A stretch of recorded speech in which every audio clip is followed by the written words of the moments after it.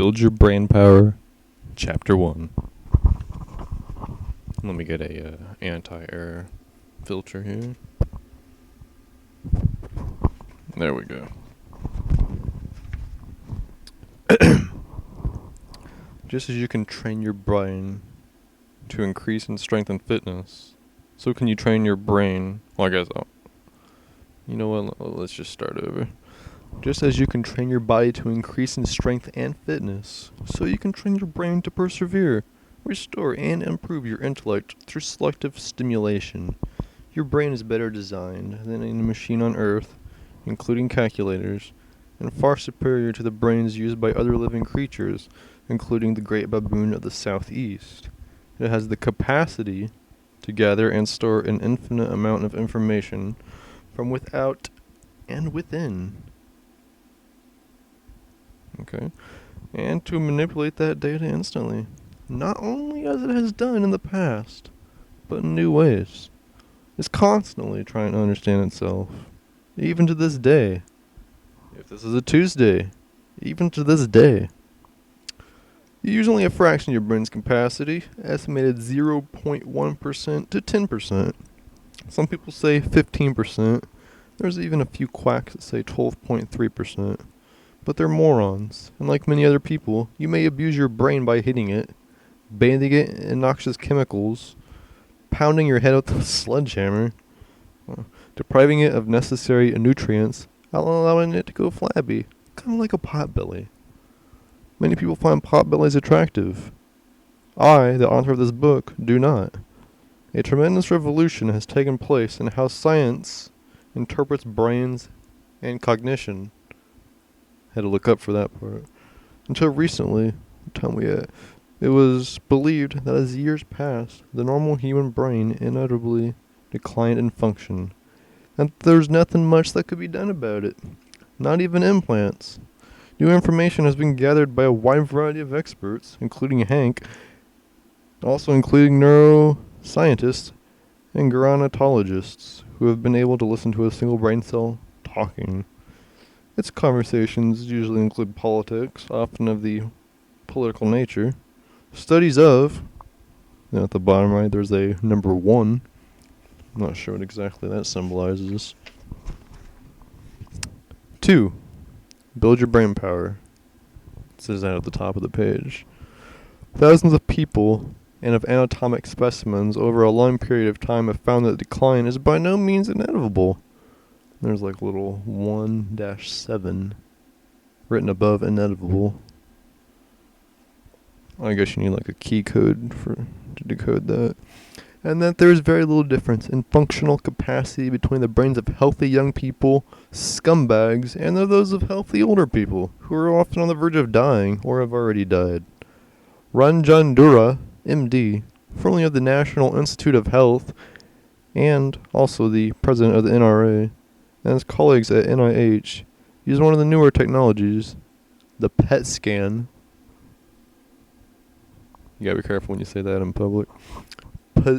Positron emission tomography. Okay. To study the difference between the metabolism of younger and older brains. Metabolism, for you morons, refers to the brain's use of its fuel, such as sugar glucose, to function. Where were we? During the sessions, the volunteers between the ages of 20 and 80, yes, we've included old hags like that, were injected with a radioactive glucose. Their ears were plugged, and their heads exploded shortly after. But they were instructed not to fall asleep, just to relax. 45 minutes later, after the radioactive material has been absorbed, the subject placed their heads in a holder that crushed their heads into a more firmy, juicier pulse that we, the test givers, drank afterwards. It didn't taste bad at all.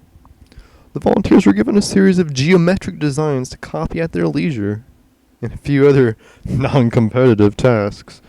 As they performed these assignments, with their heads in the cylinder, doctors monitored where the radioactive tied glucose went, pinpointing the area of the brain being used to perform, or to think, about the task. There's no significant difference in metabolism between the healthy and the older brains, and the healthy younger ones in a resting state. Dura said. There were some variations.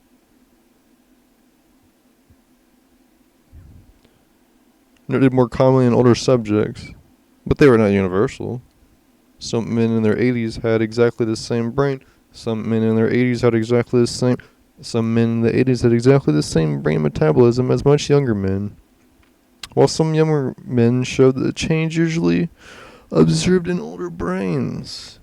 There are common age changes in the brain, of course, just as there are wrinkles on the skin and, unfortunately, bunions on your toes.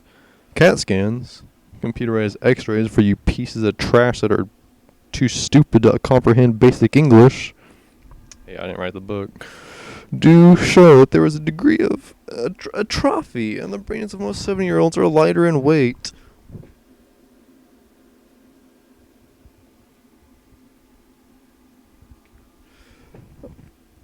Than those of the average 20-year-olds.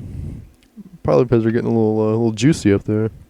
The joints and muscles of a 45-year-old are not, on the average, as flexible as a 25-year-old. The difference that really counts, surprised I wrote that twice, is how the brain and the body function. A trained and motivated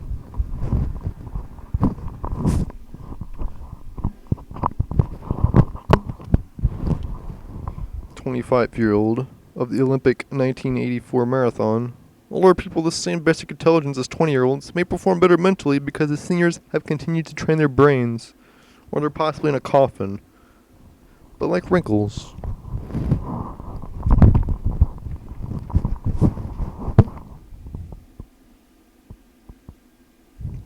Not everyone ages, especially those that are immortal.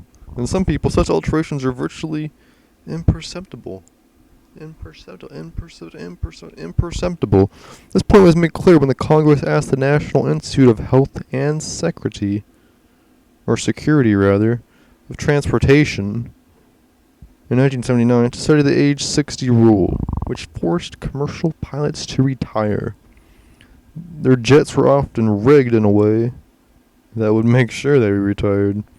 After 10 months, the study committee concluded that variability in the effects of aging within an age group is often nearly as great as variability between different age groups, and that usually the average at least some of the skills necessary to the highest level of safety deterioration with age. However, there's a great variation within the age group. Long accepted the belief that we all are so many instances we age based on the fact that research. Mary includes Diamond, PhD professor of the Anime University of California, explaining why they took the brain of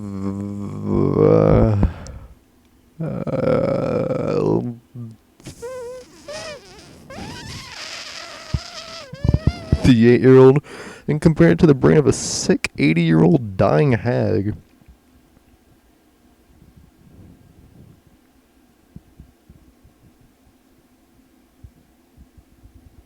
And compared to the brain of a 6-year-old or 80-year-old, and found that there was a decrease in the surface area, about 10 to 20%. You know, maybe there's a few percentile differences, man, but we don't care, you know? It's just freaking who cares? And that was the upload, and we all lost 100,000 brain cells after the age of 30. People accepted this, man. They didn't care. They didn't care, but the brains they studied were inactive, degenerate, and naturally you. Let's turn the page here. That's how you advance to the next reading of a book.